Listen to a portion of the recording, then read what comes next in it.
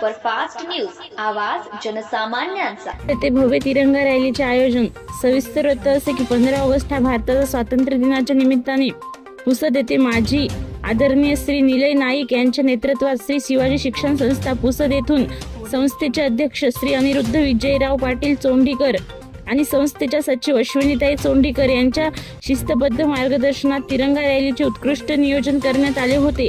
या प्रसंगी पुसद येथील श्री शिवाजी माध्यमिक आणि उच्च माध्यमिक विद्यालय Pusad, Gurukul English medium school, Shri Shivaji अध्यापक विद्यालय, मातोश्री विद्यालय पुसद, वसंतराव नाईक विद्यालय पुसद, गुणवंतराव देशमुख विद्यालय पुसद, डॉक्टर पंजाबराव देशमुख अध्यापक विद्यालय Pusad, Samarth English medium school Pusad, Vasantrao Purke विद्यालय बोरगड इत्यादी शाळांचे विद्यार्थी सहभागी झाले होते।